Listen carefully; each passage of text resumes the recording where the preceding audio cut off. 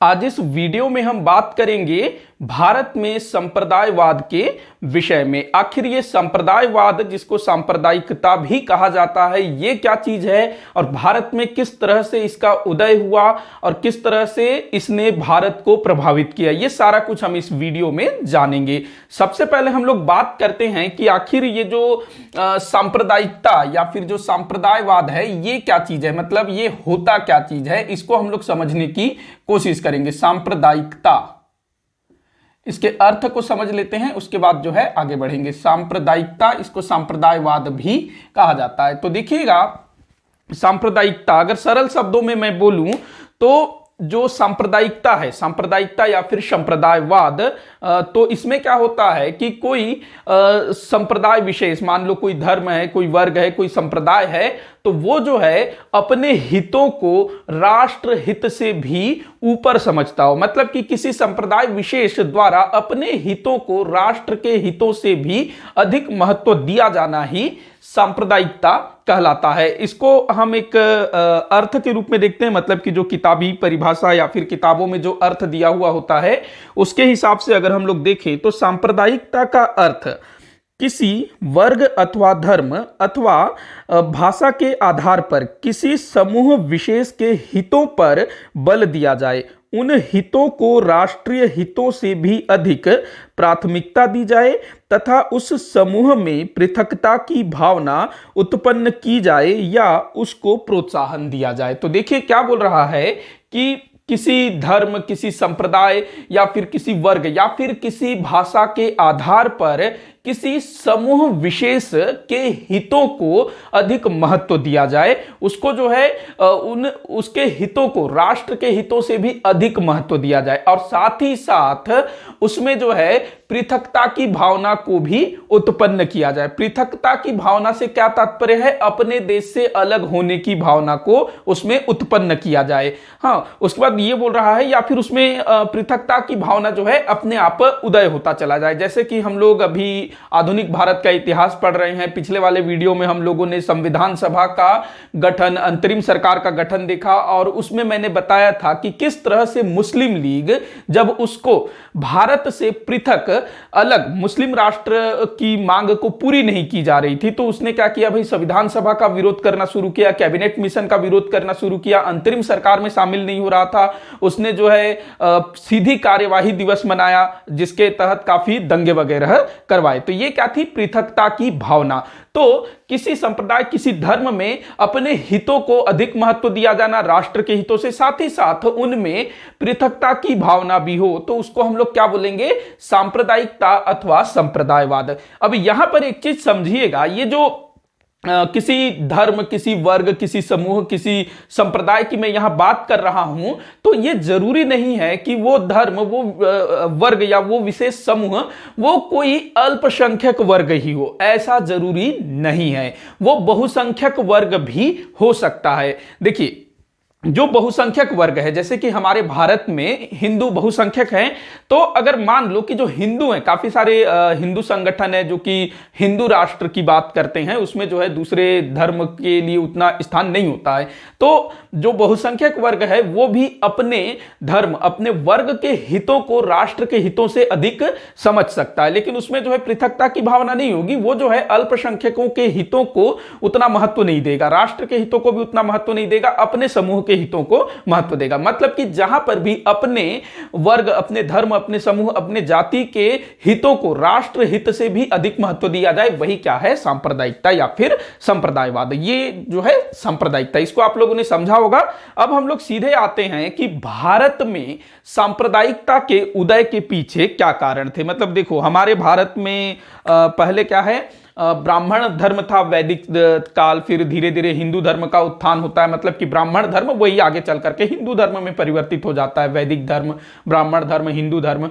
उसके बाद हमारे भारत में लगभग 8वीं शताब्दी के आरंभिक दशक में मुस्लिम आक्रमणकारियों का आगमन शुरू हो जाता है, जो कि लगभग 12वीं शताब्दी के बाद वो जो है भारत में अपना साम्राज्य भी स्थापित कर लेते हैं। तो यहां से जो है चीजें शुरू होती है, लेकिन पहले जो है ऐसा कुछ भी नहीं था। मतलब ऐसे सांप्रदायिकता या जो हिंदू मुस्लिम दंगे हैं वैसा कुछ नहीं था पहले। ये सारा कुछ किसके आने से शुरू हुआ?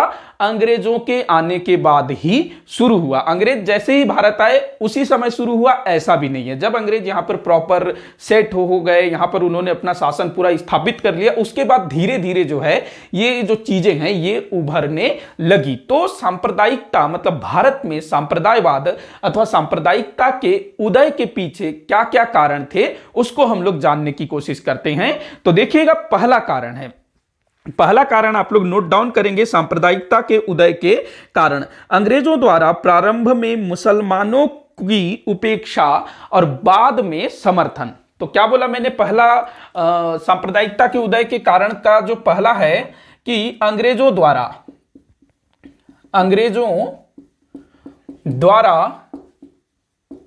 प्रारंभ में मुसलमानों की उपेक्षा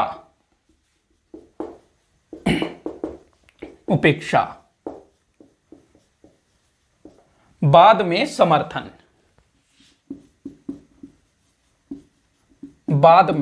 समर्थन, तो देखिएगा शुरुआत में ना, जब मतलब भारत में ब्रिटिश सत्ता स्थापित होती है, ब्रिटिश ईस्ट इंडिया कंपनी जब भारत में सेटल हो जाती है, प्लासी का युद्ध, बक्सर का युद्ध, सारा कुछ हम लोगों ने डिटेल में जाना है। तो जब अंग्रेजों के पांव भारत में जम जाता है तो अंग्रेजों ने क्या किया? उन्होंने क्या नीति अपनाई? जो मुसलमान थे, जो मुस्लिम थे, उनकी उपेक्षा करते थे। मतलब कि ब्रिटिश ईस्ट इंडिया कंपनी में जो भारतीय काम करते थे शुरुआत में, उसमें मुस्लिमों को स्थान नहीं दिया जाता था और हर तरफ चाहे वो व्यापार हो कुछ भी हो, सभी में जो है मुसलमानों को अलग रखने की नीति इन्होंने अपनाई हुई थी। चाहे वो शिक्षा हो, चाहे वो प्रशासन में स्थान हो, या फिर व्यवसाय हो, या कोई भी चीज हो जिसमें अंग्रेजों का हाथ हो, उसमें जो है अंग्रेज मुसलमानों को उपेक्षित रखते थे, दूर रखने की कोशिश करते थे।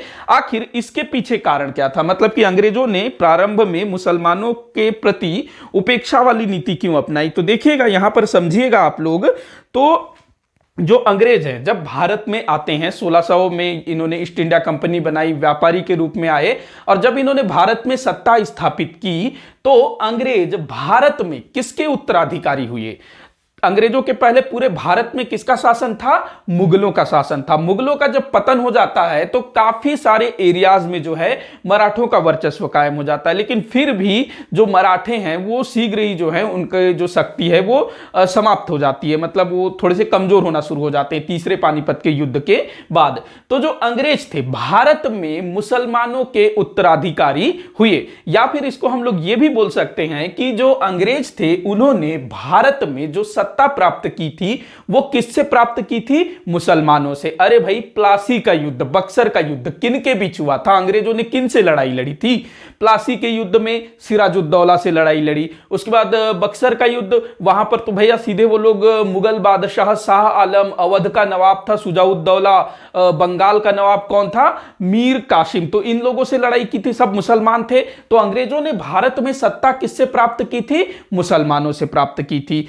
तो अंग्रेज जो है मुस्लिमों के प्रति हमेशा सशंकित रहते थे। अंग्रेजों को डर लगा रहता था कि कभी भी ये जो मुस्लिम हैं एकजुट हो सकते हैं और हम लोगों को मार मार के भगा सकते हैं और फिर से भारत पर शासन करना शुरू कर सकते हैं। तो अंग्रेजों को यह भय था, इसीलिए उन्होंने आरंभ में क्या किया? मुस्लिमों को हर क्षेत्र से, या फिर ये कहें अपने आसपास, उनको जो है फटकने नहीं देते थे और बिल्कुल नहीं चाहते थे कि मुस्लिम लोग जो हैं विकसित हो, डेवलप हो, वो मतलब शिक्षित हो, वो बिल्कुल जो है उनको दबा के रखना चाहते थे शुरुआत में। वहीं दूसरी तरफ आप लोग देखिएगा, जो हिंदू लोग थे ना, काफी सारे जो बंगाल के जो बंगाली हिंदू थे वो जो है काफी अंग्रेजों के साथ काम भी करने लगे। जैसे ब्रिटिश ईस्ट इंडिया कंपनी में जैसे राजा राम मोहन राय, वो भी ब्रिटिश ईस्ट इंडिया कंपनी में काम करते थे, और भी काफी सारे लोग थे। बंगाल में जो बड़े बड़े जमींदार थे वो कौन थे? हिंदू थे, और जो गरीब किसान थे वो मुस्लिम थे।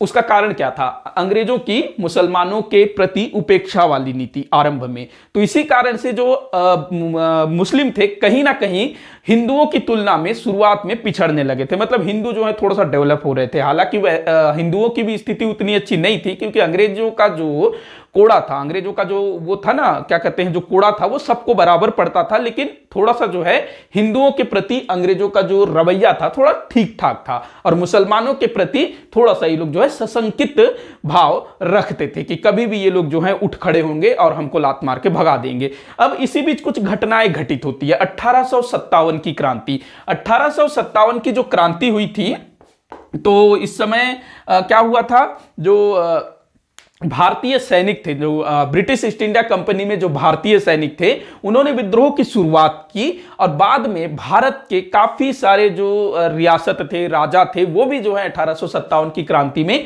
कूद पड़ते हैं। तो ये जो है भारत को स्वतंत्र कराने के लिए उस समय हमारे भारतीयों द्वारा किया गया एक प्रयास था। लेकिन अंग्रेजों ने 1857 की क्रांति को केवल और केवल सिपाही विद्रोह कहा, और साथ ही साथ उन्होंने ये बोला कि ये जो विद्रोह था 1857 वाली, ये जो है मुसलमानों द्वारा पुनः सत्ता प्राप्ति का प्रयास था, ये अंग्रेजों का कहना था। और जब ये क्रांति होती है ना, इसके बाद फिर अंग्रेज और ज्यादा मुसलमानों के प्रति सशंकित हो जाते हैं कि देखो इन्होंने जो है पूरा विद्रोह कर दिया और भारत से अंग्रेजों की सत्ता को उखाड़ फेंकने की कोशिश की, ये लोग फिर से जो है अपनी सत्ता प्राप्त करना चाहते हैं, ऐसा अंग्रेजों को लगने लगा। 1857 की क्रांति का लीडर किसको बनाया गया था, नेतृत्वकर्ता किसको बनाया गया था, तो मुगल बादशाह बहादुर शाह जफर को बनाया गया था। तो इन सब चीजों से अंग्रेजों के मन में कहीं ना कहीं ये था कि जो मुसलमान हैं उन पर भरोसा नहीं किया जा सकता।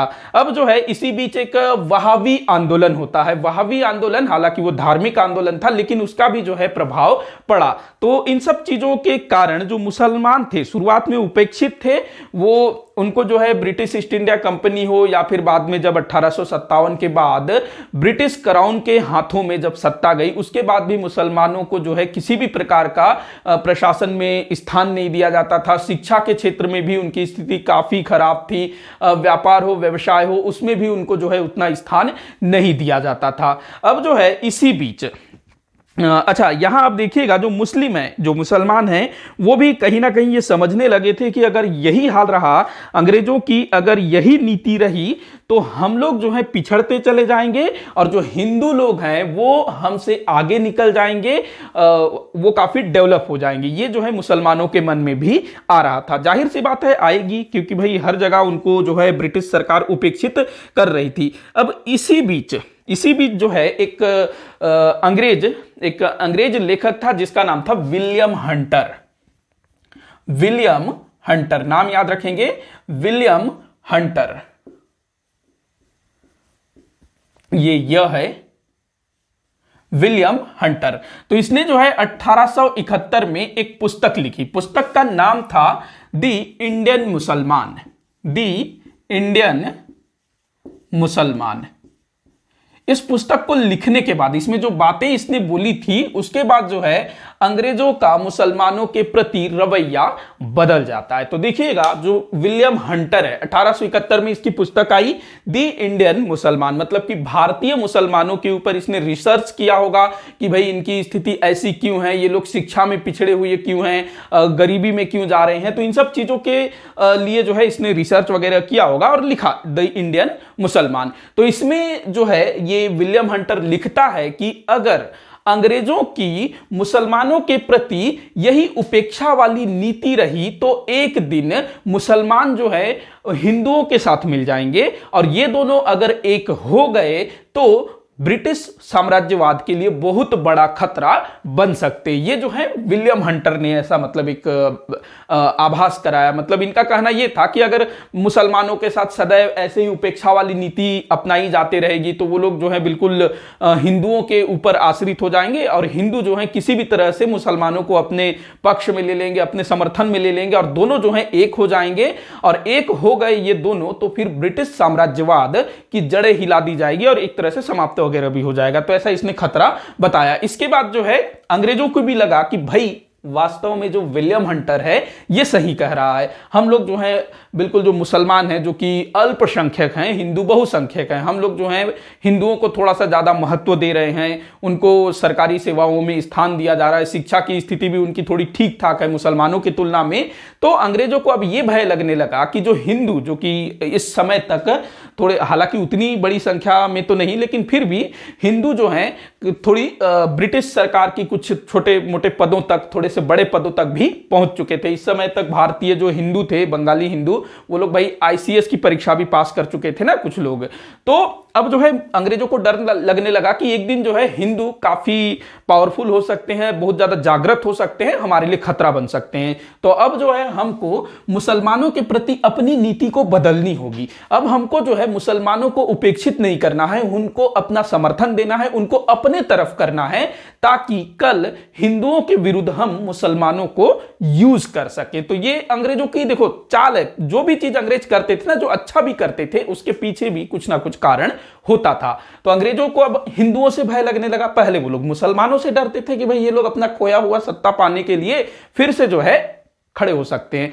अब हिंदू वो लोग जो है आगे बढ़ रहे हैं, तो वो लोग बहुत ज्यादा आगे बढ़ सकते हैं, हमारे लिए खतरा बन सकते हैं, तो मुसलमानों को अपनी ओर करो, और इनको जो है कल को अगर हिंदू कुछ करते हैं तो मुसलमानों को हिंदुओं के विरुद्ध खड़ा करो, यूज करो। ये अंग्रेजों की अब जो है नई नीति आती है, और वो जो है मुसलमानों को अब अपना समर्थन देना शुरू कर देते हैं, उनके जो भी संगठन होते हैं उसको महत्व देना शुरू करते हैं। तो यहां से जो है अब अंग्रेजों की नई नीति शुरू होती है। तो ये जो है ना अंग्रेजों द्वारा प्रारंभ में मुसलमानों की उपेक्षा और बाद में समर्थन, तो ये जो है भारत में संप्रदायवाद के उदय के लिए बहुत बड़ा कारण इसको माना जाता है। क्यों? देखो, जब अंग्रेज मुसलमानों का समर्थन करना शुरू कर देते हैं ना, तो अंग्रेजों का यह कहना होता है कि आप लोग जो है हिंदुओं से अलग हो। इसके कुछ ही वर्षों बाद भारतीय राष्ट्रीय कांग्रेस की स्थापना होती है। तो अंग्रेज बोलते हैं कि जो भारतीय राष्ट्रीय कांग्रेस है वो हिंदुओं की संस्था है, उसमें मुसलमानों के लिए कोई स्थान नहीं है, मुसलमानों के लिए उसमें कोई भविष्य नहीं है। तो इस तरह से वो जो है बांटने वाला काम शुरू कर देते हैं, फूट डालो और राज करो वाली नीति। बताऊंगा मैं आगे। तो ये हुआ आपका पहला कारण। यहां से हम लोग आगे फिर शुरू करेंगे। अब दूसरा कारण हम लोग देखते हैं। दूसरा कारण है अंग्रेजों की फूट डालो और राज करो की नीति। अंग्रेजों की फूट डालो और राज करो की नीति, तो ये भी जो है बहुत बड़ा कारण है भारत में संप्रदायवाद के उदय के लिए। तो फूट डालो और राज करो, फूट डालो और राज करो, डिवाइड एंड रूल। अब देखिएगा, जैसे कि मैंने बताया 1871 के बाद अंग्रेजों ने मुसलमानों का समर्थन करना शुरू किया। अब वो ऐसा नहीं है कि हिंदुओं के को उपेक्षित करने लगे, नहीं, हिंदुओं का भी वो लोग जो है अपने मतलब कि जो अंग्रेज थे वो ये चाहते थे कि जो भारतीय हैं वो सदैव अंग्रेजों के भक्त बने रहे। जो ब्रिटिश क्राउन है, ब्रिटिश ताज है, ब्रिटिश सम्राट है या महारानी है, उसके प्रति भक्ति दिखाते रहे, ये वो चाहते थे अंग्रेज। तो जो मुसलमान थे शुरू में थोड़ा सा उनको उपेक्षित किया गया, जिससे मुसलमान भी अंग्रेजों के विरुद्ध थे। लेकिन अब जो है मुसलमानों का समर्थन होने लगा। अब देखिएगा, फूट डालो और राज करो, ये नीति किस तरह से भारत में सांप्रदायवाद को शुरू करता है। 1885 में भारतीय राष्ट्रीय कांग्रेस की स्थापना होती है, और अंग्रेजों ने शुरू में, ऐसा वैसे बोला जाता है कि जो भारतीय राष्ट्रीय कांग्रेस है वो लॉर्ड डफरिन, जो कि तत्कालीन समय के वायसराय थे, उसके दिमाग की उपज थी। मतलब कि जो कांग्रेस है वो अंग्रेजों ने बनाया था, और शुरुआत के जो लगभग 2 या 3 साल थे उसमें जो है लग भी रहा था कि जो भारतीय राष्ट्रीय कांग्रेस है वो अंग्रेजों की पिट्ठू है, अंग्रेजों की चापलूस है। लेकिन जल्दी ही कांग्रेस जो है अंग्रेजों के हाथ से निकल गई। अब जो है जैसे ही अंग्रेजों को लगा कि भाई ये जो कांग्रेस है ये हमारे हाथ से निकल गई, तो यहां पर अंग्रेजों ने नया चाल चलना शुरू किया। उन्होंने क्या किया, मुसलमानों को, जिसका वो अब समर्थन कर रहे हैं, मुसलमानों के बीच ये बात फैलाने लगे कि तुम लोग जो है भारतीय राष्ट्रीय कांग्रेस में शामिल मत हो, वो तुम्हारे लिए नहीं है, वो हिंदुओं की संस्था है, वो धार्मिक संस्था, इस टाइप से बोलने लगी, तुम्हारा भविष्य उसमें नहीं है, तो तुम लोग जो है उसमें शामिल मत हो। अब यहां पर एक व्यक्ति का नाम आता है सर सैयद अहमद खां। सर सैयद अहमद खां, ये जो हैं एक मुस्लिम सुधारक थे, और शुरुआत में इनका जो दृष्टिकोण था ना, ये काफी सुधारवादी टाइप के थे और बुद्धिमत्तापूर्ण किसी भी चीज को ये लेते थे, मतलब कि अपने धर्म में सुधार करना चाहते थे, समाज में सुधार करना चाहते थे। एक तरह से हम लोग इनको राष्ट्रवादी बोल सकते हैं। संप्रदायवादी भावना इनके अंदर नहीं थी शुरू में, लेकिन जब अंग्रेजों ने मुसलमानों को समर्थन देना शुरू किया तो सर सैयद अहमद खां को भी वो अपने झांसे में लेना शुरू करते हैं और इनका ब्रेन वॉश करना भी शुरू कर देते हैं। क्योंकि जो सर सैयद अहमद खां थे ये उस समय मुस्लिम समाज में बहुत बड़ा नाम थे। ये अपने समाज के जो लोग हैं उनको शिक्षित करना चाहते थे, उनको जो है पाश्चात्य ज्ञान विज्ञान उससे संपर्क करवाना चाहते थे, कि ये चाहते थे कि जो मुस्लिम है वो भी पाश्चात्य ज्ञान विज्ञान को सीखें, पढ़े लिखें, अच्छी नौकरियों में जाएं जिस तरह से हिंदू लोग। तो ये सुधारवादी व्यक्ति थे। तो अंग्रेजों ने इनको पकड़ा, इनको अपने एक तरह से जाल में फंसाया, इनको जो है क्या कहते हैं मतलब अपने झांसे में लिया, बरगलाया। तो जो सर सैयद अहमद खां है वो अंग्रेजों के झांसे में आ गए, बरगल गए और सर सैयद अहमद खां अब अपने लोगों को बोलने लगे कि तुम लोग जो है कांग्रेस में शामिल मत हो। इन्होंने 1885 में भारतीय राष्ट्रीय कांग्रेस के स्थापना का भी विरोध किया था और अपने लोगों को बोला कि भैया तुम लोग कांग्रेस में मत जाओ। लेकिन फिर भी काफी सारे जो मुस्लिम थे वो कांग्रेस में शामिल हुए, जैसे कि बदरुद्दीन तैयब जी उस समय एक बहुत बड़े कांग्रेस के लीडर थे। तो ये चीज हुआ। उसके बाद देखिएगा 1905 में क्या होता है, बंगाल विभाजन किया जाता है। आगे इसको हम लोग डिटेल में देखेंगे, अभी बस इतने ही देखते हैं। 1905 में बंगाल विभाजन किया जाता है। बंगाल विभाजन क्या बोल के किया गया था कि हम जो हैं बंगाल को संभाल नहीं पा रहे हैं, बहुत बड़ा है बंगाल, शासन करना थोड़ा सा मुश्किल है, तो शासन हम कर नहीं पा रहे हैं, तो इसको दो भागों में बांट देंगे, ये बोला गया। लेकिन इसके पीछे का कारण क्या था कि जो पूर्वी बंगाल है, जो आज का जो बांग्लादेश है ना, वो जो पूर्वी बंगाल है वहां पर मुस्लिम बहुसंख्यक थे और दूसरी तरफ जो आज का जो बंगाल है पश्चिम बंगाल, वहां पर हिंदू बहुसंख्यक थे। तो ये इन दोनों को अलग अलग करना चाहते थे। तो यही इनकी फूट डालो राज करो की नीति थी। हालांकि अंग्रेजों की ये जो चाल है ना ये सफल नहीं हो पाती है, बताऊंगा आगे मैं। तो ये एक कारण हुआ फूट डालो और राज करो की नीति। अगला रीजन देखते हैं, तीसरा, भारतीय इतिहास लेखन द्वारा सांप्रदायिकता को बढ़ावा। अब देखिएगा भारतीय इतिहास लेखन, तो उस समय हमारे भारत का जो इतिहास है वो किन्होंने लिखना शुरू किया, तो अंग्रेजों ने लिखना शुरू किया। भारतीय इतिहास लेखन, जो पाश्चात्य इतिहासकार थे ना, मतलब जो अंग्रेज इतिहासकार थे, यूरोपीय इतिहासकार थे, उन्होंने भारत के इतिहास को कुछ इस तरह से लिखा जिससे सांप्रदायवाद को बढ़ावा मिला। तो भाई किस तरह से लिखा, तो देखिएगा जो अंग्रेज इतिहासकार थे, यूरोपीय इतिहासकार थे, उन्होंने क्या लिखना शुरू किया कि जो प्राचीन काल है, जो प्राचीन भारत है, वो हिंदुओं के लिए हिंदू काल था, या फिर हिंदू काल था, या फिर हिंदुओं के लिए अच्छा समय था, हिंदुओं का स्वर्णिम काल था प्राचीन भारत।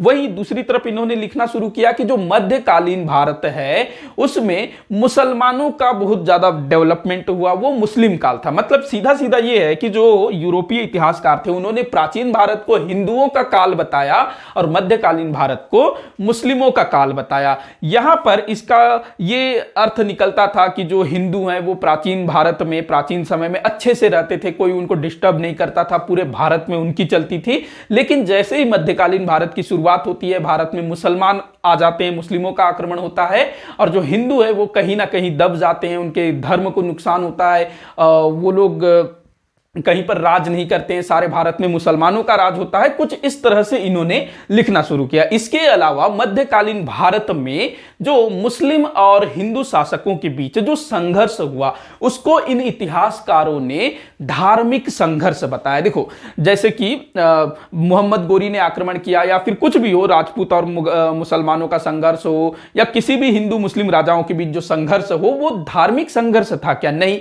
वो केवल और केवल राज्य प्राप्ति, अपने साम्राज्य का विस्तार करना, ये सब कारण थे उसके। तो उसको जो है इन इतिहासकारों ने बोला कि वो धर्म के आधार पर लड़ रहे थे, एक दूसरे के धर्म को बर्बाद करना चाहते थे, वो धार्मिक युद्ध थे।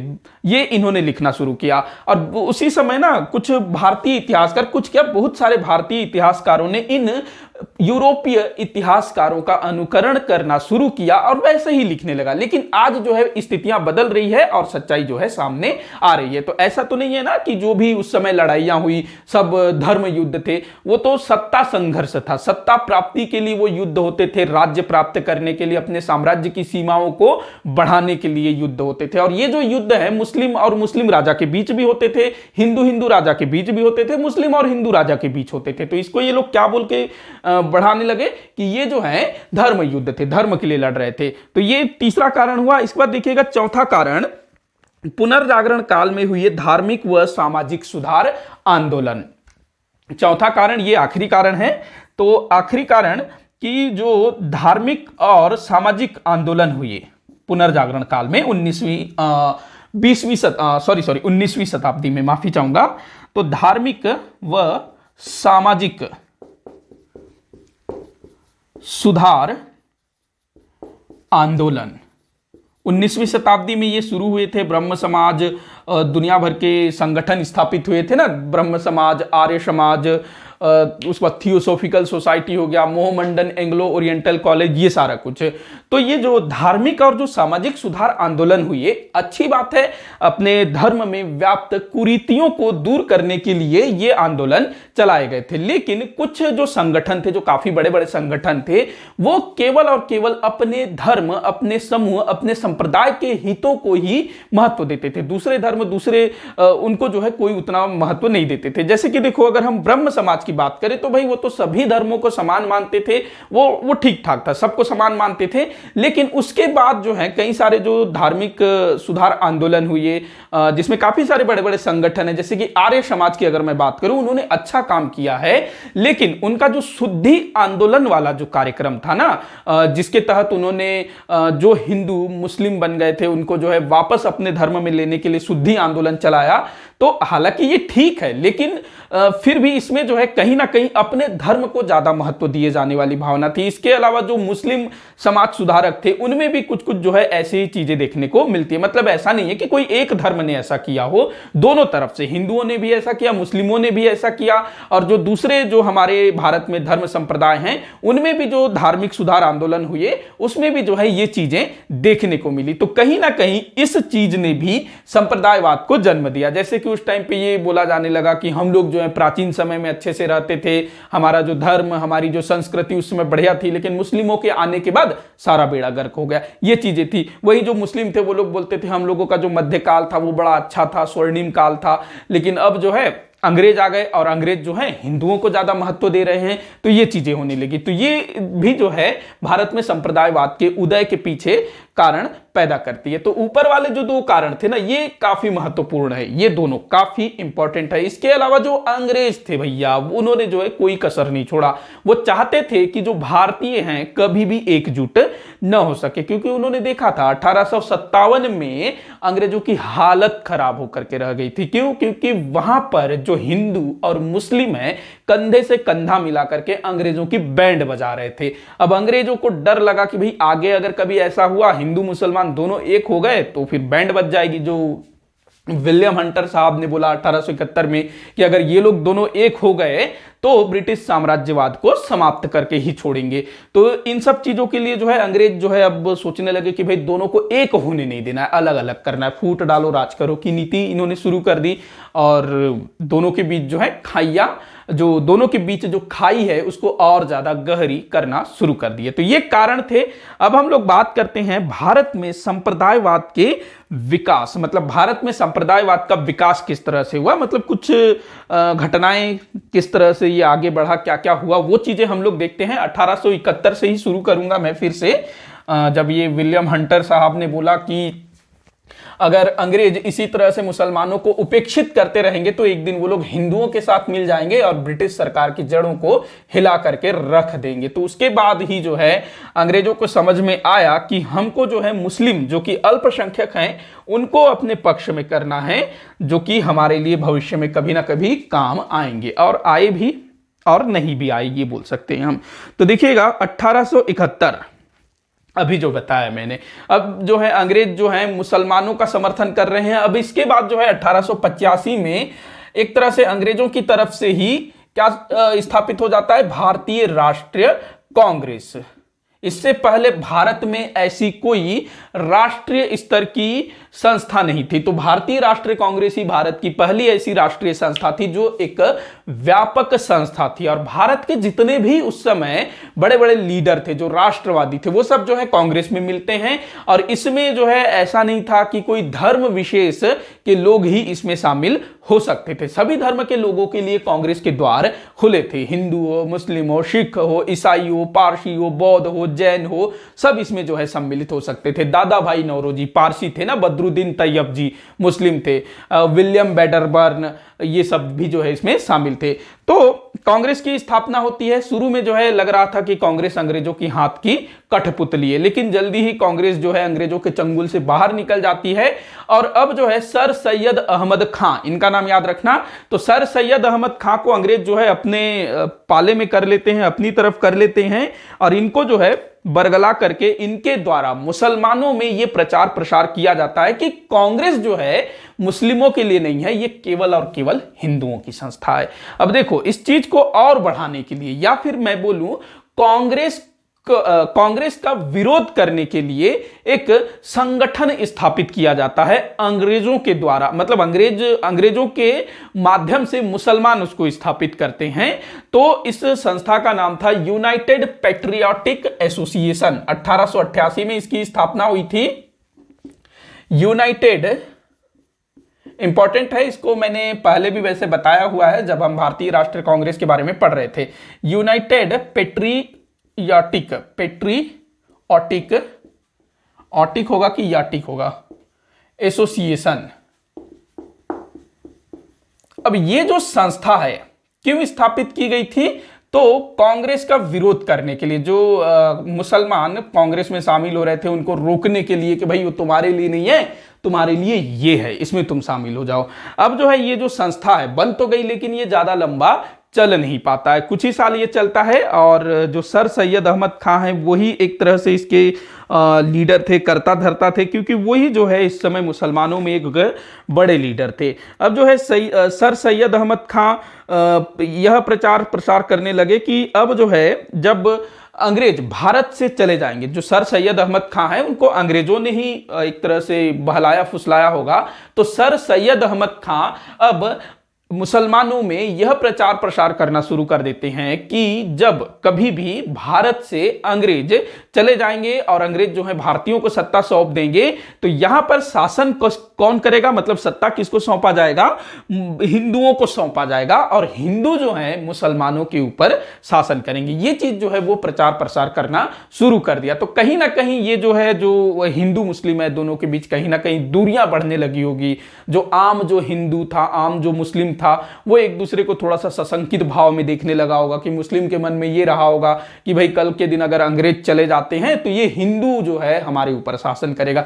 तो ऐसा जो है सर सैयद अहमद खां प्रचार प्रसार करना शुरू कर देते हैं, और ये अंग्रेजों द्वारा ये सारा कुछ करवाया जा रहा था। देखिएगा, भारत का विभाजन हुआ, इसके लिए न तो मोहम्मद अली जिन्ना जिम्मेदार थे और न ही कांग्रेस जिम्मेदार था। इसके लिए जिम्मेदार कौन थे? अंग्रेज थे। अंग्रेजों के कारण ही भारत का विभाजन हुआ है। तो ये प्रचार प्रसार करना शुरू हुआ। अब देखिएगा, जैसा कि ये जो यूनाइटेड पैट्रियोटिक एसोसिएशन है ज्यादा चल नहीं पाया, और सर सैयद अहमद खां उनकी भी डेथ हो जाती है। हालांकि उनके मरने के बाद काफी सारे लीडर उभरते हैं जो कि मुसलमानों के हित में बात करते हैं या फिर अंग्रेजों के बहकावे में आते हैं।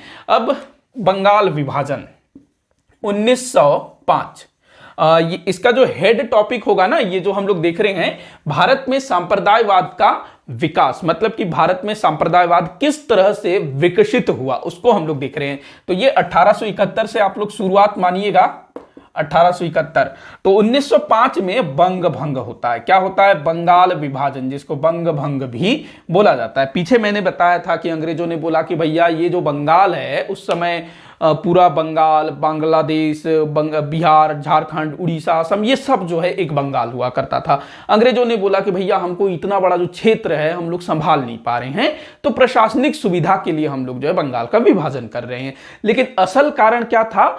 हिंदू और मुसलमानों में एक तरह से क्या करना, हिंदू और मुसलमानों के बीच दरार पैदा करना, हिंदू और मुसलमानों को बांटने के लिए ही बंगाल विभाजन किया गया था। और जैसे ही उस समय के भारत के वायसराय लॉर्ड कर्जन के दिमाग में यह विचार आया और उसने इस बात की घोषणा की, तभी से जो है इसका विरोध शुरू हुआ। मतलब कि 1905 में बंगाल विभाजन हुआ, लेकिन इससे पहले ही इसकी जो है चर्चा शुरू हो गई थी लगभग 1903 से, और तभी से जो है बंगाल विभाजन का विरोध आरंभ हो गया था। और जब बंगाल विभाजन हुआ तो बड़े पैमाने में इसका विरोध हुआ। स्वदेशी आंदोलन चलाया गया था ना बंग भंग के विरोध, जो अपने क्या नाम था, सुरेंद्र नाथ बैनर्जी, उनके नेतृत्व में। तो इस आंदोलन में या कहें बंगाल विभाजन के विरोध में हिंदुओं के साथ पूरे जो मुसलमान थे वो भी साथ थे। अधिकतर मुसलमानों ने बंगाल विभाजन का विरोध किया, स्वदेशी आंदोलन को सफल बनाने में अपना योगदान दिया। कुछ मुसलमान थे जो कि अंग्रेजों का समर्थन कर रहे थे, जैसे एक नाम आप लोग ध्यान में रखिएगा, ढाका, बांग्लादेश में है ना ढाका, बांग्लादेश की राजधानी। तो ढाका के नवाब थे सलीमुल्ला खां, ये ढाका के नवाब थे। तो ये अंग्रेजों के राजभक्त थे और इन्होंने जो है बंगाल विभाजन का समर्थन किया कि भाई बंगाल विभाजन ठीक है, अंग्रेज जो है प्रशासनिक सुविधा के लिए कर रहे हैं। तो ये सलीमुल्ला खां, इन्होंने जो है बंगाल विभाजन का समर्थन किया। और कुछ दूसरे मुस्लिम नेता थे जिन्होंने बंगाल विभाजन का समर्थन किया, लेकिन अधिकतर मुसलमानों ने बंगाल विभाजन का विरोध ही किया। हम लोगों ने देखा था ना, जब हम लोग बंगाल विभाजन को डिटेल में पढ़ रहे थे, तो किस तरह से रक्षाबंधन मनाया जाता है, जिसमें हिंदू और मुसलमानों ने एक दूसरे को राखियां बांधी, वंदे मातरम गीत गाया जाता है, गंगा स्नान किया जाता है। तो यहां पर हिंदू मुसलमानों की एकता देखने को मिली। हालांकि जो अंग्रेज थे वो चाहते थे कि हिंदू और मुसलमानों के बीच दरार पैदा हो, वो लोग जो है एक दूसरे के विरोधी हो जाए, एकजुट न हो सके। तो वो जो चीज है कहीं ना कहीं फ्लॉप हो गया और अंग्रेज भी इस चीज को समझ गए कि उनकी जो चाल है सफल नहीं हो पा रही है। तो अब अंग्रेजों को लगने लगा कि ये जो भारतीय राष्ट्रीय कांग्रेस है यही पूरे भारत को एकजुट करने का काम कर रही है। मतलब कि इसी के कारण जो है ये जो बंगाल विभाजन है सफल नहीं हो पाया है। तो अंग्रेज अब सोचने लगे कि भाई क्यों ना हम कांग्रेस के विरुद्ध एक ऐसा संगठन खड़ा करें जो कि केवल और केवल मुसलमानों के लिए हो और वो जो है बिल्कुल कांग्रेस के विरुद्ध हो। तो ये जो है अंग्रेजों के दिमाग में आने लगी और ये चीज जो है अंग्रेजों ने मुस्लिम नेताओं के कान में डालना शुरू किया कि तुम लोग जो है डिमांड करो अंग्रेजों से कि कोई संगठन चाहिए इस टाइप से। और इसी के साथ जो है सन 1906 में 30 दिसंबर 1906 मुस्लिम लीग की स्थापना होती है। अखिल भारतीय मुस्लिम लीग आप लोग लगा लीजिएगा सामने। अखिल भारतीय मुस्लिम लीग की स्थापना होती है ढाका में। अब ढाका में स्थापना हो रहा है, मतलब ये जो सलीमुल्ला खां जो अंग्रेजों का एक तरह से भक्त था वो भी इसमें शामिल था और भी बहुत सारे लोग थे। तो 30 दिसंबर 1906 को अंग्रेजों के प्रश्रय में मुसलमानों के लिए एक पृथक राजनैतिक दल मुस्लिम लीग की स्थापना होती है। अब देखिएगा मुस्लिम लीग के स्थापना के पीछे क्या उद्देश्य था, उद्देश्य क्या था? तो अंग्रेजों का ही वो उद्देश्य था जो कि इन मुस्लिम नेताओं के माध्यम से मुसलमानों के बीच में लाया गया। मतलब कि अंग्रेजों ने पहले किसी को पकड़ा होगा कि तुम लोग जो है एक संगठन बनाओ। तो जो मुस्लिम नेता थे उन्होंने इसका उद्देश्य ये बताया कि जो मुस्लिम लीग है उसकी स्थापना के पीछे हमारा उद्देश्य ये है कि जो भारत के जो मुसलमान हैं उनको तो एक भाई उनको राजनीतिक मंच देना, वो जो है राजनीति में आए। इसके अलावा मुसलमानों को सरकारी नौकरियों में स्थान दिलवाया जाए, मुसलमानों को जो क्या कहते हैं जो गवर्नर जनरल की जो परिषद है उसमें स्थान दिलवाया जाए, शिक्षा के लिए बात की जाए और भी काफी कुछ। मतलब कि एक तरह से मुसलमानों के हित में ही मुस्लिम लीग की स्थापना की गई थी। अब जो मुस्लिम लीग है इसकी मांगे क्या क्या थी, इन्होंने अपना मांग पत्र भी प्रस्तुत किया कि हम लोग क्या क्या मांग कर रहे हैं। तो इनका जो पहला मांग था पृथक चुनाव क्षेत्र। आगे मैं बताऊंगा पृथक चुनाव क्षेत्र के बारे में। तो पृथक चुनाव क्षेत्र की इन्होंने मांग की मुस्लिम लीग के माध्यम से। दूसरा, सरकारी नौकरियों में मुस्लिमों को अधिक नौकरियां दिया जाए, जो सरकारी नौकरियां हैं उसमें मुसलमानों को अधिक स्थान दिया जाए। तीसरा, विधानमंडलों में जनसंख्या से अधिक प्रतिनिधित्व, जो विधानमंडल थे, केंद्रीय विधानमंडल हो या प्रांतीय विधानमंडल हो, उनमें मुसलमानों को जनसंख्या से अधिक प्रतिनिधित्व या स्थान दिया जाए, माफी चाहूंगा। अगला है मुस्लिम विश्वविद्यालय की स्थापना में सरकारी अनुदान। मुसलमान जो है अपना मुस्लिम विश्वविद्यालय स्थापित करना चाहते थे, तो उसमें अंग्रेज सरकार जो है अपना सहयोग करे, अनुदान दे। इसके बाद अगला जो बोला गया कि गवर्नर जनरल की परिषद में अगर कभी भी भारतीय सदस्य नियुक्त किया जाएगा तो उसमें मुसलमानों का भी ध्यान रखा जाएगा। गवर्नर जनरल की वही परिषद जिसको हम लोग 1773 से पढ़ते आ रहे हैं ना, जो 4 था, फिर 3 हुआ, फिर 4, 5, 6 ऐसे। तो ये जो है मुस्लिम लीग ने अपनी मांग रखी। तो यहां पर मुस्लिम लीग के द्वारा जो मांगे रखी गई थी ना, वो सारी मांगे केवल और केवल मुसलमानों के लिए ही थी। ऐसा नहीं है कि उन्होंने राष्ट्र हित में कोई चीज मांगी हो। जैसे कि 1885 में जब भारतीय राष्ट्रीय कांग्रेस की स्थापना हुई तो इन्होंने क्या मांग किया था? भारतीय, कहीं पर इन्होंने ये नहीं बोला था कि हिंदुओं को अधिक अधिकार दिया जाए, मुसलमानों को कम अधिकार दिया जाए। इन्होंने क्या बोला था? भारतीयों को सरकारी नौकरियों में स्थान दो, विधानमंडलों में स्थान दो, भारतीयों के लिए ये किया जाए, प्रशासन में स्थान दिया जाए, ये इन्होंने बोला था। लेकिन यहां पर मुस्लिम लीग की जो मांगे थी केवल और केवल मुसलमानों के हितों की ही बात की गई। तो जो मुस्लिम लीग है उसने भी भारत में संप्रदायवाद को बहुत ज्यादा बढ़ाया, और इसके पीछे कौन थे? तो अंग्रेज थे। अच्छा, ये थोड़ा सा मिस्टेक हो गया क्या, माफी चाहूंगा, अभी मेरा ध्यान गया। मुस्लिम लीग, हां ठीक। तो मुस्लिम लीग के पीछे अंग्रेज थे और अंग्रेजों के प्रश्रय पर ही मुस्लिम लीग काम करती थी। अब देखिएगा 1909 का मार्ले मिंटो सुधार अधिनियम, जो भारत में संप्रदायवाद का जो विकास है उसमें अगले चरण में 1909 मार्ले मिंटो सुधार, मार्ले मिंटो सुधार, या फिर इसको हम लोग बोलेंगे 1909 का अधिनियम, भारत शासन अधिनियम। देखो, जो अखिल भारतीय मुस्लिम लीग है उसकी मांग, एक मांग मैंने बताई थी, पृथक चुनाव क्षेत्र। क्या ये लोग मांग कर रहे थे? पृथक चुनाव क्षेत्र।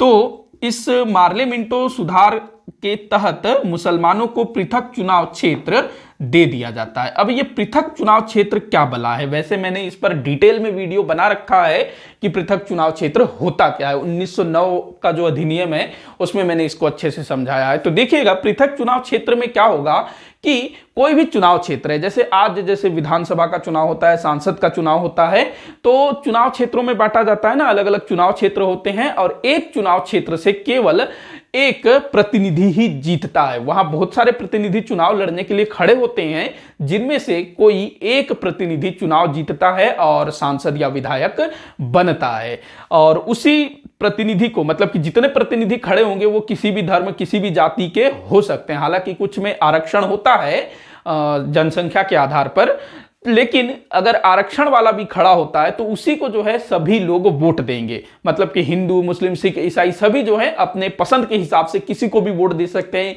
हिंदू चाहे तो मुस्लिम को वोट दे सकता है, मुस्लिम चाहे तो ईसाई को वोट दे सकता है, ईसाई चाहे तो सिख को वोट दे सकता है। ऐसा कोई मतलब प्रतिबंध नहीं है आज के समय में। लेकिन ये जो पृथक चुनाव क्षेत्र है, इसके अंतर्गत मुसलमानों ने यह डिमांड किया कि हमारे लिए पृथक चुनाव क्षेत्र होना चाहिए। मान लो कोई स्थान है, दिल्ली है, तो दिल्ली एक चुनाव क्षेत्र हुआ। अब दिल्ली में जो मुसलमानों के लिए पृथक चुनाव क्षेत्र के अंतर्गत मुसलमानों का अपना अलग प्रतिनिधि होगा, जिसको कि मुस्लिम ही वोट देंगे, उसको कोई दूसरा वोट नहीं करेगा। वहीं दिल्ली में जो दूसरे लोग होंगे, सामान्य लोग होंगे, जो हिंदू हो गए, सिख हो गए, क्रिश्चियन हो गए, जैन हो गए, पारसी हो गए, उनके लिए सामान्य प्रतिनिधि वाला व्यक्ति खड़ा होगा, उसको वो लोग वोट देंगे। वो लोग मुस्लिम प्रतिनिधि को वोट नहीं देंगे, और जो मुस्लिम प्रतिनिधि को है केवल मुस्लिम लोग ही वोट देंगे। ये होता था पृथक चुनाव क्षेत्र। तो इसकी मांग ये लोग कर रहे थे 1906 में मुस्लिम लीग की स्थापना के बाद, जिसको कि 1909 में पूरा कर दिया जाता है। और यहां से जो है भारत में संप्रदायवाद एक मतलब बड़े लेवल पर आगे बढ़ना शुरू हो जाता है। मतलब सोचिए, पृथक चुनाव क्षेत्र के अंतर्गत ये दिल्ली है। अब दिल्ली में भाई मुसलमान भी हैं, हिंदू भी हैं, सिख हैं, तो यहां पर दो प्रकार से वोटिंग होगा। मतलब ये मुस्लिम का एरिया होगा, यहां भी मुस्लिम, यहां भी मुस्लिम, ऐसे। अब ऐसा भी हो सकता है कि किसी मोहल्ले में एक दो मुस्लिम घर हो, किसी में ज्यादा हो, किसी में कम हो, ऐसा हो सकता है। तो पूरे दिल्ली में मुस्लिम भरे हुए हैं। ऐसा हाँ भरे हुए हैं। तो यहां पर जो है मुसलमानों के लिए मुस्लिम प्रतिनिधि खड़ा होगा चुनाव में, जिसको कि मुसलमान ही वोट देंगे, अब वो जीत गया। और साथ में जो सामान्य वर्ग के लोग हैं, जो हिंदू हो गए, सिख हो गए, उनका भी अपना एक नेता खड़ा होगा, चुनाव में खड़ा होगा, तो वो भी जीतेगा। तो एक ही चुनाव क्षेत्र और वहां पर दो दो नेता, एक तरह से दो दो प्रतिनिधि। अब मुसलमान को कुछ होता है, कुछ भी प्रॉब्लम होगा तो वो किसके पास जाएगा? अपने मुस्लिम प्रतिनिधि के पास जाएगा। और बाकियों को कुछ प्रॉब्लम होगा तो अपने प्रतिनिधियों के पास जाएगा। तो यहां पर सीधा सीधा जो है एकदम डेवलप हो गया है। अगर एक प्रकार से आप लोग कल्पना करिए कि अगर आज के समय में ऐसा होता, आज के समय में अगर ऐसा होता कि जो हिंदू है वो केवल हिंदू को वोट देगा, मुस्लिम मुस्लिम को वोट देगा, क्रिश्चियन क्रिश्चियन को वोट देगा, सिख सिख को वोट देगा, तो कैसा होता? जैसे आज चुनाव होता है ना, तो जो पॉलिटिकल्स पार्टीज हैं वो अपनी अपनी गाड़ियां भेजते हैं मोहल्लों में कि भाई चलो चलो वोट देने चलो, वोट देने चलो, कौन कौन वोट नहीं दिया है, चलो ऐसा उंगली देखते हैं वो लोग, किसके उंगली में सिहाई नहीं है उसको पकड़ पकड़ के बिठाते जाते हैं। चलो उसमें वो कोई नहीं देखता है कि कौन किस जाति का है, कौन अमीर है, कौन गरीब है, कौन हिंदू है, कौन मुस्लिम है, सबको वो ठूस करके जो मतदान केंद्र है वहां ले जाता है, बाकायदा उनको व्यवस्था करवा देता है कि भाई इनको करवाओ, वोट करवाओ, इस टाइप से। लेकिन अगर ये वाला चीज आज भी होता तो सोचो कैसा होता। मान लो एक गाड़ी आया, अब वो जो है हिंदू उम्मीदवार के जो नेता है उसने भेजा है, तो वो जो है मोहल्ले में देखेगा, अरे भैया कौन कौन हिंदू है, आ जाओ, हिंदू वाले इधर आ जाओ। वो मुस्लिम वाला गाड़ी लेके आएगा, हम मुस्लिम वाले इधर आओ, सिख वाला गाड़ी लेके आएगा, सिख इधर आओ, इस टाइप से।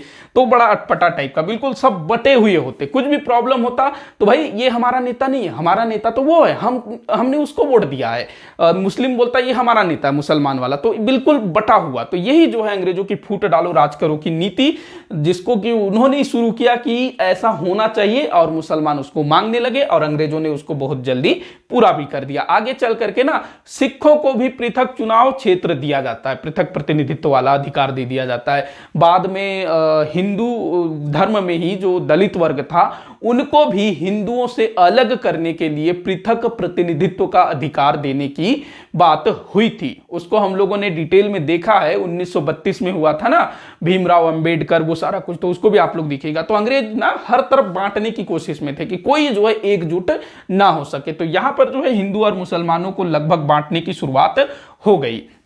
अब देखिएगा इस बीच जो जैसे मुस्लिम लीग की स्थापना हुई ना, तो काफी सारे राष्ट्रवादी मुस्लिम नेता वो मुस्लिम लीग के खिलाफ थे, जैसे कि मौलाना अबुल कलाम आजाद हो गए।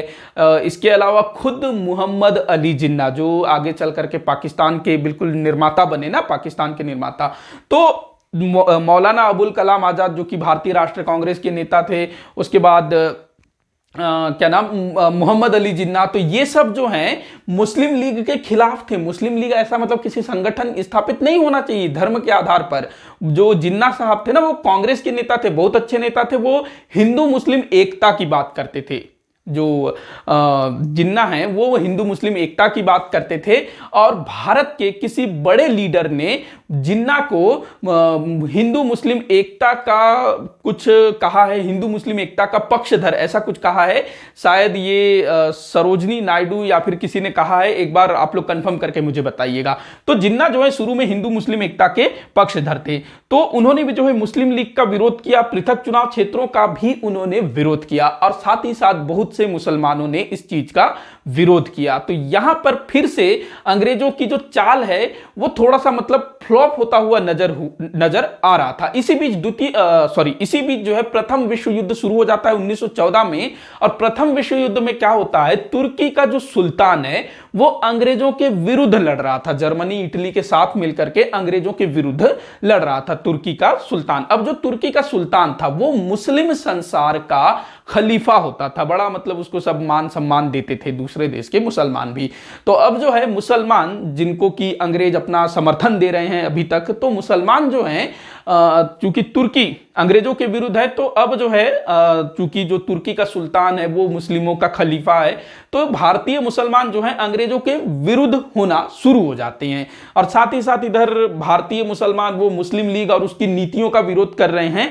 तो यहां पर अब जो मुस्लिम लीग है वो अपनी नीतियों में परिवर्तन लाना शुरू कर देता है, और कुछ राष्ट्रवादी टाइप के नेता जैसे कि मोहम्मद अली जिन्ना वो भी मुस्लिम लीग में शामिल हो जाते हैं। जो जिन्ना थे ना वो एक समय में मुस्लिम लीग का विरोध कर रहे थे, लेकिन वो मुस्लिम लीग में सुधार लाने के लिए और मुस्लिम लीग कांग्रेस इन दोनों को एकजुट करने के लिए मुस्लिम लीग में वो शामिल हो जाते हैं। एक समय में वो दोनों सॉरी माफी चाहूंगा, जो मोहम्मद अली जिन्ना थे वो एक समय में मुस्लिम लीग और कांग्रेस दोनों के ही सदस्य थे। तो यहां पर मुस्लिम लीग को अपनी नीतियों में परिवर्तन लाना पड़ता है और 1913 में मुस्लिम लीग ने घोषणा किया कि हमारा एकमात्र उद्देश्य है भारत में स्वराज्य प्राप्त करना, मतलब कि ब्रिटिश राज में स्वराज्य प्राप्त करना। ये स्वराज्य की मांग कांग्रेस कर रही थी ना, तो अब जो मुस्लिम लीग है वो भी बोलती है कि हमारा जो उद्देश्य है, हमारा जो लक्ष्य है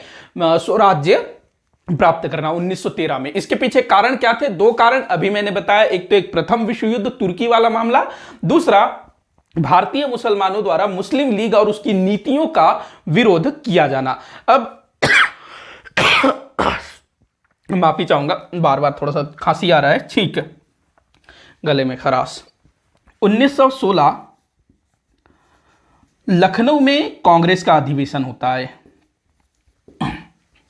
लखनऊ में कांग्रेस का अधिवेशन होता है। ये जो अधिवेशन था बड़ा इंपॉर्टेंट है। इसी अधिवेशन में गरम दल और नरम दल फिर से एकजुट हुए थे।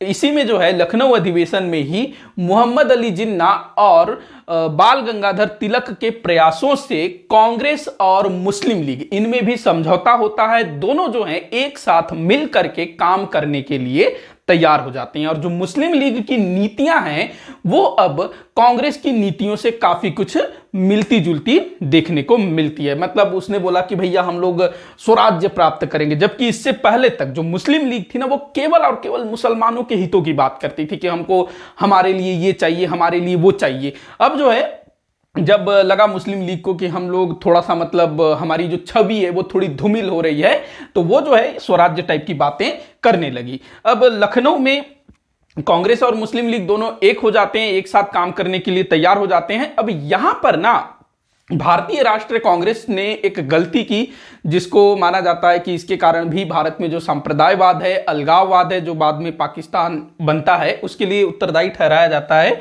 कि लखनऊ अधिवेशन में कांग्रेस ने मुस्लिम लीग की मांगों को, जो उसने पहले मांग की थी जिसको पूरी किया गया और अभी भी उसकी कुछ मांगे थी, उसका समर्थन किया। जैसे कि पृथक चुनाव क्षेत्र, तो कांग्रेस ने मुस्लिम लीग के पृथक चुनाव क्षेत्र की मांग को जायज ठहराया, इसका समर्थन किया कि भैया आप जो मांग रहे हो वो ठीक है, आपका हक है, आप मांगिए। तो यहां पर कांग्रेस ने इसको जो है सपोर्ट किया। तो ये भी जो है धीरे धीरे कहीं ना कहीं हिंदू और मुसलमानों में बाद में दूरियां बढ़ाने के लिए उत्तरदायी बताया जाता है। देखो ऐसा नहीं है कि भारत में संप्रदायवाद केवल एक संप्रदाय विशेष के कारण ही फैला हो, उसमें दूसरे संप्रदाय जो कि बहुसंख्यक संप्रदाय था उसकी भी बहुत बड़ी जिम्मेदारी थी, मतलब उसके कारण भी हुआ। तो ये लखनऊ अधिवेशन।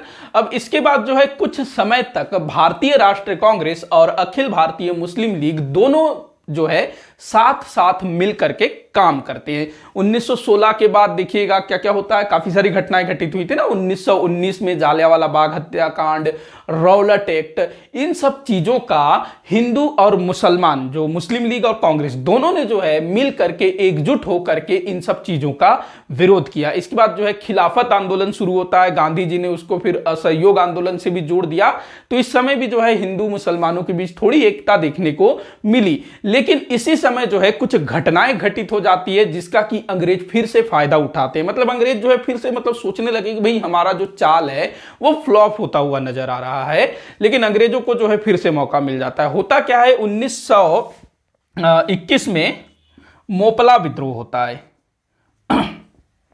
मोपला विद्रोह केरल के मालाबार तट में। ये जो मोपला विद्रोह था ना, ये मुस्लिम किसानों द्वारा शुरू किया गया था। मुस्लिम किसानों द्वारा किया गया था शुरू, जो कि वहां के जमींदारों से बड़े परेशान थे और जो जमींदार थे उसमें अधिकतर हिंदू थे। तो यहां पर जो है किसानों द्वारा विद्रोह शुरू किया गया था, लेकिन इस विद्रोह को अंग्रेजों ने सांप्रदायिक रूप देना शुरू कर दिया। क्या? क्योंकि यहां पर एक तरफ हिंदू हैं, दूसरे तरफ मुस्लिम है। तो अंग्रेजों को बड़ा अच्छा मौका मिला कि भाई जो हिंदू मुस्लिम एक हो रहे हैं उनके बीच थोड़ा सा दूरी बढ़ाने के लिए बढ़िया मौका है। तो इसको सांप्रदायिक रूप दिया गया और इसमें जो है जो किसान थे, मोपला किसान, उन्होंने जो है काफी सारे हिंदू जमींदारों का कत्लेआम किया। लेकिन यहां पर एक चीज आप लोग ध्यान रखेंगे, जो किसानों ने जिन भी जमींदारों को मारा, कत्लेआम किया, उनको लूटा, वो अधिकतर ऐसे जमींदार थे जिन्होंने इन किसानों को बहुत ज्यादा परेशान किया था। जो थोड़े से दयालु टाइप के किसान थे,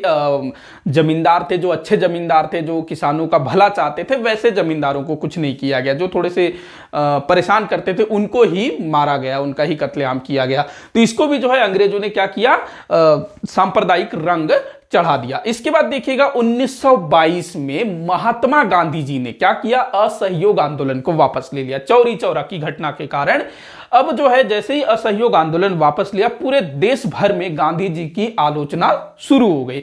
अब यहां पर चूंकि जो असहयोग आंदोलन है उसी के साथ खिलाफत आंदोलन भी चल रहा था, तो खिलाफत कमेटी बनी हुई थी। मुसलमानों ने खिलाफत आंदोलन के कारण ही असहयोग आंदोलन में गांधी जी का समर्थन किया था। अब असहयोग आंदोलन ही समाप्त हो गया, वापस ले लिया गया, तो यहां पर जो खिलाफत कमेटी है वो कांग्रेस का विरोध करना शुरू कर देती है कि भाई अच्छा खासा आंदोलन चल रहा था, हम लोग सफलता के निकट थे और आप ऐसे आंदोलन को वापस ले लोगे। इसके बाद जो है धीरे धीरे फिर से हिंदू मुस्लिम नहीं कहूंगा मैं यहां पर, मुस्लिम लीग और भारतीय राष्ट्रीय कांग्रेस, इन दोनों के बीच जो है खाइयां फिर से बढ़ना शुरू हो जाता है। इस बीच कुछ स्थानों पर हिंदू मुस्लिम दंगे भी हुए, या फिर ये दंगे करवाए गए थे, अंग्रेजों ने करवाए रहे होंगे।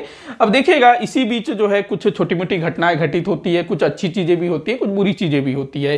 तो 1927 में साइमन कमीशन भारत आता है। साइमन कमीशन का पूरे देश भर में विरोध हुआ क्योंकि इसमें एक भी भारतीय नहीं था। इस पर हम लोगों ने डिटेल में चर्चा किया हुआ है। अब इस समय जो मुस्लिम लीग थी वो थोड़ी सी असमंजस में थी, क्या करना है। अब इसी बीच 1928 में एक घटना घटित होती है। किसी एक बड़े अंग्रेज अधिकारी ने भारतीयों को चुनौती दी कि भैया तुम लोग स्वराज्य मांग रहे हो, लेकिन क्या तुम अपने लिए संविधान बना सकते हो क्या, संविधान का मसौदा बना के दिखा दो तो हम मानेंगे, बात करेंगे। तो हमारे जो पंडित मोतीलाल नेहरू जी, उन्होंने जो है नेहरू रिपोर्ट प्रस्तुत की। तो इसका पहले आप लोग स्क्रीनशॉट ले लीजिएगा, उसके बाद आगे बढ़ते हैं। तो 1928 में पंडित मोतीलाल नेहरू ने क्या किया, अपना नेहरू रिपोर्ट प्रस्तुत किया। अब इस नेहरू रिपोर्ट को जो है कांग्रेस जो है स्वीकार करवाना चाहती थी। इसमें भारत में जितने भी संगठन थे उस समय, जितने भी राजनीतिक दल थे, उन सब की मीटिंग बुलाई जाती है। इसमें मुस्लिम लीग भी आता है, मुस्लिम लीग के सदस्य भी आते हैं, विचार विमर्श होता है। लेकिन जो मुस्लिम लीग हैं, जिन्ना साहब, उन्होंने ना 3 मांगे रखी। उनको जो है थोड़ा ज्यादा प्रतिनिधित्व चाहिए होता था, तो उन सब चीजों के लिए उन्होंने कुछ मांगे रखी, 3 प्रस्ताव रखे कि भाई आप लोग इसको जो है पूरा करो तो हम लोग जो है नेहरू रिपोर्ट को स्वीकार करेंगे। लेकिन मोहम्मद अली जिन्ना की मांगों को स्वीकार नहीं किया गया, उनको जो है कोई महत्व नहीं दिया गया। तो इससे जो है नेहरू, जो जिन्ना साहब है वो मतलब इसका समर्थन नहीं करते हैं नेहरू रिपोर्ट का, और नेहरू रिपोर्ट बाद में उसका कोई मतलब नहीं होता है। तो ये 1928 की बात है। तो इससे भी जो है कहीं ना कहीं हिंदू और मुसलमानों के बीच जो खाई है वो बढ़ी। अब इसके बाद हमारे जो जिन्ना साहब थे, उन्होंने क्या किया, जिन्ना के 14 सूत्रीय कार्यक्रम या जिन्ना के 14 सूत्र ये प्रस्तुत किए।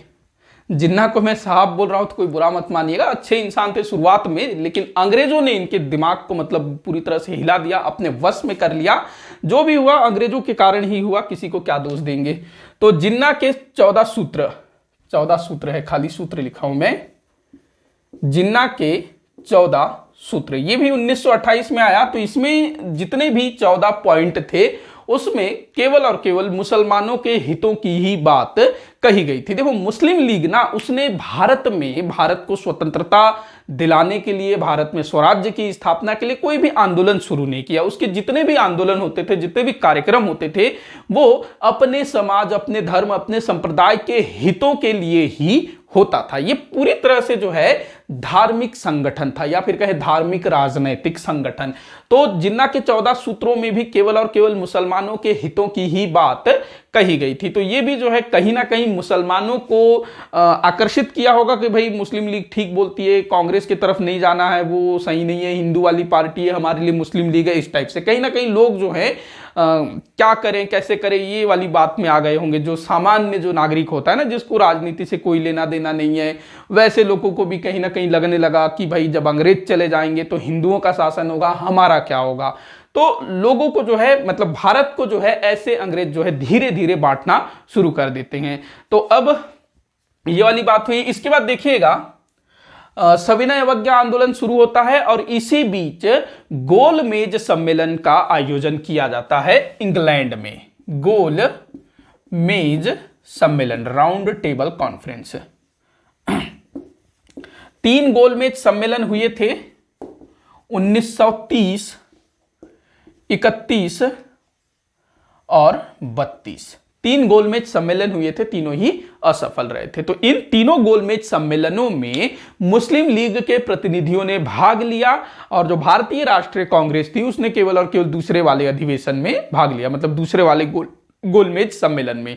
तो इस गोलमेज सम्मेलनों, सॉरी हिचकी आ रहा था, तो इन गोलमेज सम्मेलनों में मुस्लिम लीग की तरफ से मोहम्मद अली जिन्ना ने अपनी सांप्रदायिक मांगों को ही अधिक महत्व दिया कि भाई हमको जो है अपने जनसंख्या के आधार, अपने जनसंख्या से अधिक प्रतिनिधित्व चाहिए, नौकरियों में अधिक स्थान चाहिए, यही सारी मांगे जो है यहां पर रखी गई और वो उस पर अड़े रहे कि हमको जो है ये सब चीजें चाहिए। देखो जो मुस्लिम लीग थी हमेशा उसने जो है जनसंख्या से अधिक प्रतिनिधित्व की मांग की, ऐसा संभव नहीं है। हालांकि अंग्रेजों ने ना उसको पूरा भी किया था ताकि जो मुसलमान हैं वो अंग्रेजों के राजभक्त बने रहें, इसके लिए।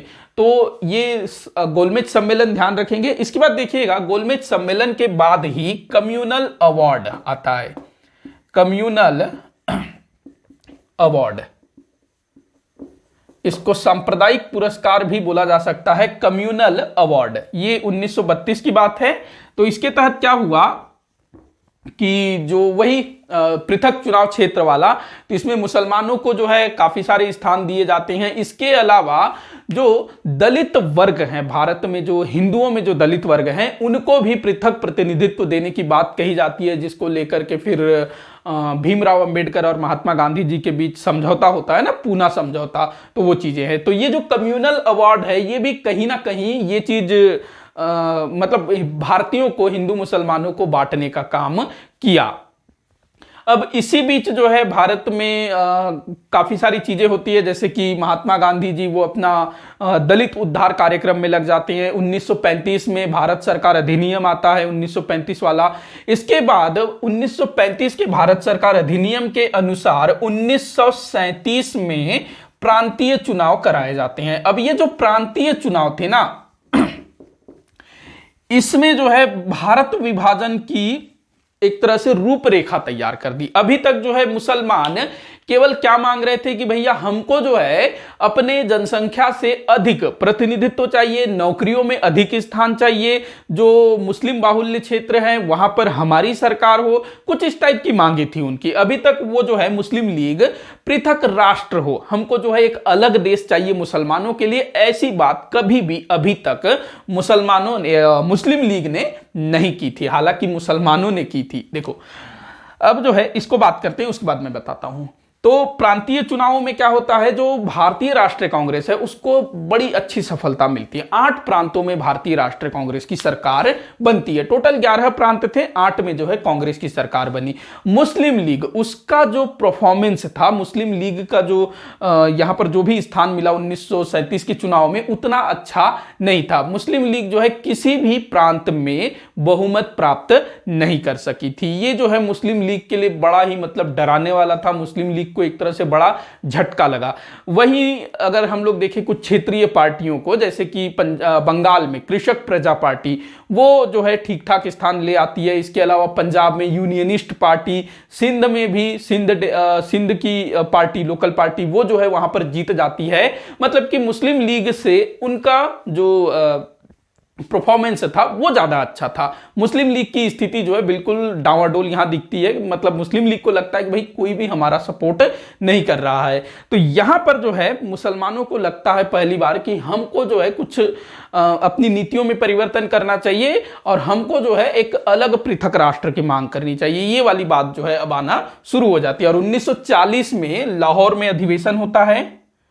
23 मार्च 1940, इसको क्लीन करते हैं, 23 मार्च 1940 लाहौर में अखिल भारतीय मुस्लिम लीग का अधिवेशन हुआ और इस अधिवेशन में मुसलमानों के लिए एक पृथक मुस्लिम राष्ट्र की मांग के प्रस्ताव को रखा गया कि भाई हमारे लिए जो है एक पृथक मुस्लिम राष्ट्र होना चाहिए। हालांकि यहाँ पर पाकिस्तान हमको बनाना चाहिए ऐसा कुछ नहीं हुआ था, पाकिस्तान नाम हालांकि इससे पहले ही आ चुका था, लेकिन यहाँ पर यह बोला गया कि पृथक मुस्लिम राष्ट्र होना चाहिए, जो भी मुस्लिम बाहुल्य क्षेत्र हैं वहां पर हमारा शासन होना चाहिए। ये जो है 23 मार्च 1940 को लाहौर में अधिवेशन हुआ था मुस्लिम लीग का, उसमें यह बात कहा गया था और इसी को जो है पाकिस्तान की मांग यहां पर की गई थी ये बोला जाता है। लेकिन यहां पर पाकिस्तान शब्द का प्रयोग नहीं किया गया था, यह भी ध्यान रखेंगे। लेकिन यहीं पर जो है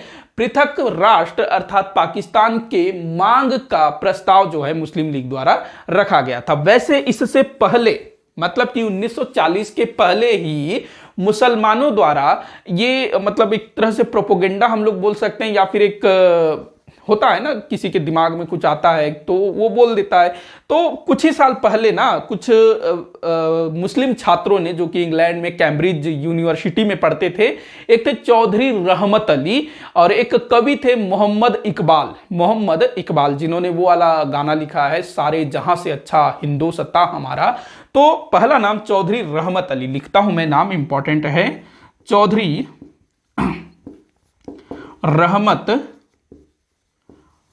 रहमल लिख रहा हूं मैं, रहमत अली।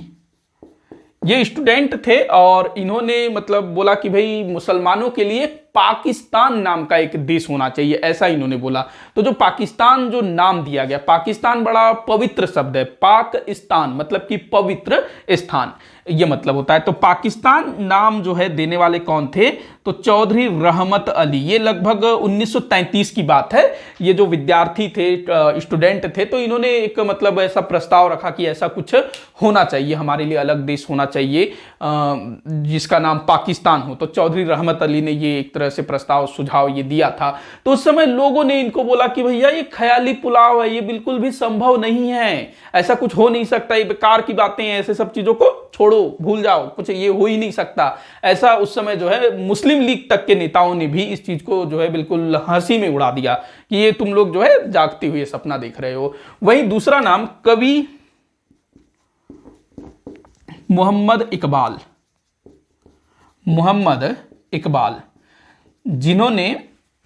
जिनकी जो रचना है अभी मैंने बताया ना, सारे जहां से अच्छा हिंदुस्तां हमारा, हम बुलबुले हैं इसके, ये गुलिस्तां हमारा। कितना मतलब पूरे अखंड भारत के लिए ये गीत लिखा गया था। जब ये जो पाकिस्तान, अलग पाकिस्तान चाहिए, ऐसी बातें जब शुरू भी नहीं हुई थी, उस जमाने में इन्होंने वो वाली गीत लिखी थी। लेकिन ये जो मोहम्मद इकबाल हैं, जिन्होंने भारत की एकता के लिए गीत लिखा था कि पूरी दुनिया में हिंदुस्तान सबसे अच्छा है, सारे जहां से अच्छा हिंदुस्तान हमारा, इसको जो है तराना ए हिंद के नाम से इस गीत को जाना जाता है।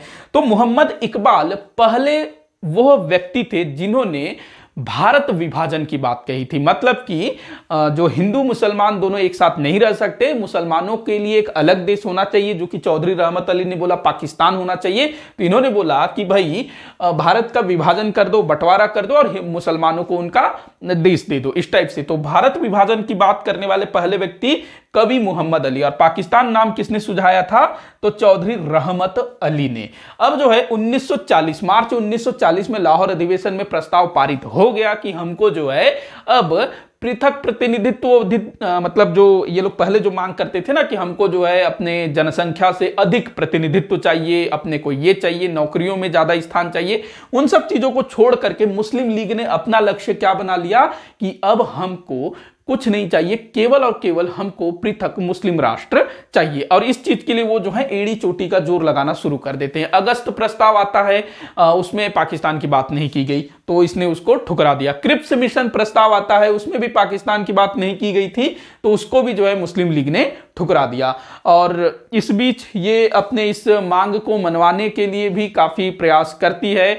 अब इसके बाद जो है कैबिनेट मिशन योजना आता है 1946 में, तो कैबिनेट मिशन योजना में, अच्छा इस बीच शिमला सम्मेलन भी हुआ और शिमला सम्मेलन में भी कोई हल नहीं निकल सका, क्योंकि उसमें भी जो है पाकिस्तान की मांग या फिर भारत के बंटवारे वाली बात को लेकर के ही बात बन नहीं सकी। इसके बाद कैबिनेट मिशन योजना आता है जिसमें भारत के विभाजन की बात को स्थान नहीं दिया गया था, मतलब कि पाकिस्तान के बात को उसमें स्थान ही नहीं दिया गया था। तो इसको भी इन्होंने जो है अच्छा कैबिनेट मिशन योजना को तो इसने स्वीकार कर लिया था, माफी चाहूंगा, कैबिनेट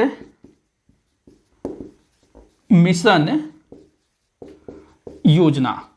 तो कैबिनेट मिशन योजना में पृथक राष्ट्र के निर्माण की बात नहीं की गई थी, इसके बावजूद भी मुस्लिम लीग ने इसको स्वीकार कर लिया। मतलब कि मुस्लिम लीग ने लगभग ये सोचा कि चलो भाई अभी नहीं तो बाद में हम लोग देखेंगे, अपना अलग राष्ट्र तो हम लेकर के रहेंगे। इसमें कुछ बातें ऐसी थी कि जो भी मुस्लिम बाहुल्य क्षेत्र हैं उसमें भारत के स्वतंत्रता के बाद चुनाव कराया जाएगा कि वो भारत के साथ रहना चाहते हैं या भारत से अलग होना चाहते हैं। तो इसी चीज को लेकर के मुस्लिम लीग को लगा होगा कि शायद आगे बात बन सकती है। लेकिन जब कैबिनेट मिशन योजना के तहत संविधान सभा का चुनाव होता है सॉरी, जिसको हम लोगों ने पिछले वाले वीडियो में देखा, और संविधान सभा का जो चुनाव परिणाम है वो ठीक ठाक आया था। मतलब कि जो कांग्रेस थे उसने जो सामान्य वर्ग की जो सीटें थी उसमें ठीक ठाक जीत हासिल की, मुस्लिम लीग ने भी ठीक ठाक जीत हासिल की, जितने भी मुस्लिम सीट थे, मुस्लिम स्थान थे, उन सबको जीत लिया था। लेकिन फिर भी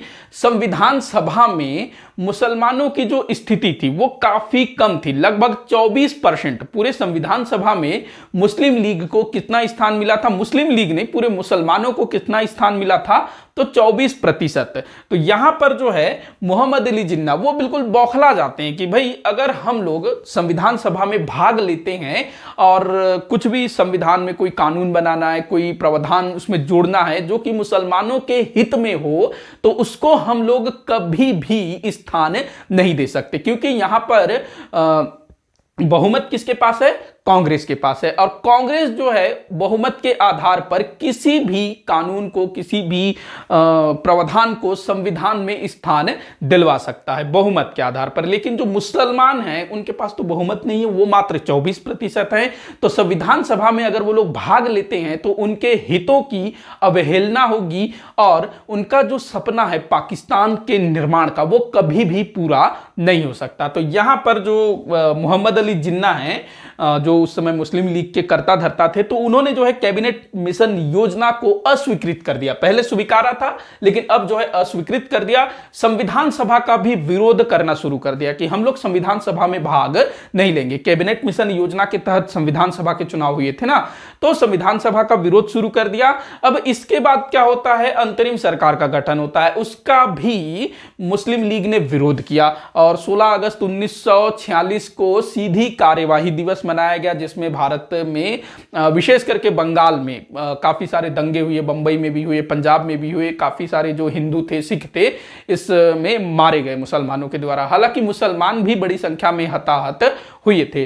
तो ये जो है जो संप्रदायवाद है उसका एकदम उग्र रूप समझिए आप लोग। मतलब कि जो 1940 के बाद भारत में सांप्रदायिकता के उग्र रूप को देखने को मिलता है। मतलब कि जो शुरू में मैंने जो आपको सांप्रदायिकता का जो अर्थ बताया कि एक समूह, एक संप्रदाय, एक धर्म अपने हितों को राष्ट्र के हितों से भी अधिक महत्व देती हो, तो यहां पर मुस्लिम लीग मुसलमानों के हितों को राष्ट्र के हित से भी अधिक महत्व दे रही थी ना। वो क्या बोलती थी कि हमको जो है अपनी जनसंख्या से अधिक प्रतिनिधित्व चाहिए। अभी क्या होता है, जनसंख्या के आधार पर प्रतिनिधित्व दिया जाता है ना, जो आरक्षण दिया जाता है, एसटी और एससी, एसटी एससी और ओबीसी, इन तीनों को आरक्षण दिया जाता है जनसंख्या के आधार पर। तो मुस्लिम लीग ने क्या बोला कि हमको हमारी जनसंख्या से अधिक स्थान चाहिए। तो ये वो राष्ट्र हित से भी मतलब कि अपने हितों को राष्ट्र हित से भी अधिक महत्व दे रहे थे। वहीं मुस्लिम लीग में मतलब मुसलमानों में पृथकता की भावना भी उत्पन्न हो चुकी है कि उनको जो है अपने देश से अलग होना है, उनको अपना अलग देश बनाना है। तो ये बिल्कुल सांप्रदायिकता का उग्र रूप यहां पर देखने को मिलता है। और यहां पर देखो जो सांप्रदायिकता है ना, संप्रदायवाद, जो इसमें अलगाववाद की भावना या पृथकता की भावना जब जन्म लेती है, तब यहां पर बड़ी बड़ी मात्रा में या फिर हिंसा भी काफी होती है। तो जैसे कि 16 अगस्त 1946 को जो हिंसा हुई वो संप्रदायवाद के कारण ही था, मुस्लिम लीग के प्रश्रय पर ही वो हिंसा हुआ था। इसके बाद फिर इटली की घोषणा आती है, जिसको हम लोग अगले वीडियो में देखेंगे, जिसमें कहा जाता है कि हम लोग बहुत जल्दी भारत को आज़ाद कर देंगे। उस बाद माउंट बेटन, वो जो है भारत के वायसराय बनकर के आते हैं। फिर माउंट बेटन योजना आती है, जिसमें भारत के विभाजन की बात कही गई थी और 15 अगस्त 1947 को भारत स्वतंत्र हो जाता है। लेकिन वो अखंड भारत, जिसको अंग्रेजों ने अपना गुलाम बनाया था, वो स्वतंत्र नहीं हुआ, वो विभाजित होकर के स्वतंत्र हुआ। 15 अगस्त के ठीक एक दिन पहले या फिर उसके थोड़े से पहले 14 अगस्त 1947 को पाकिस्तान पृथक मुस्लिम राष्ट्र के रूप में अस्तित्व में आया। तो यहां पर भारत में जो सांप्रदायवाद है, जो लगभग 19वीं शताब्दी के अंतिम दशकों में आरंभ हुआ, उसका परिणाम हमको क्या देखने को मिला? हमारा जो अखंड भारत था वो विभाजित हो गया। जो पश्चिमी वाला जो भाग है और इधर पूर्व का जो भाग है वो जो है भारत से अलग हो गया, जो आज बांग्लादेश और पाकिस्तान के रूप में जाने जाते हैं। तो ये था भाई सांप्रदायिकता अथवा सांप्रदायवाद। मुझे पूरी आशा है कि आप लोगों को आज का ये टॉपिक जो है अच्छे से समझ में आया होगा कि किस तरह से भारत में सांप्रदायिकता का उदय हुआ, इसके पीछे क्या कारण थे और किस तरह से ये जो है एक एक करके आगे बढ़ता गया। कोई भी डाउट हो ना, आप लोग मुझे नीचे कमेंट बॉक्स में जरूर बताइएगा, उसको मैं सॉल्व करने की कोशिश करूंगा। वीडियो को जितना हो सके उतना आप शेयर करिएगा, लाइक करिएगा। अगर अभी तक चैनल को सब्सक्राइब नहीं किया है तो जरूर से सब्सक्राइब करिएगा। वीडियो को आखिर तक देखने के लिए बहुत बहुत धन्यवाद।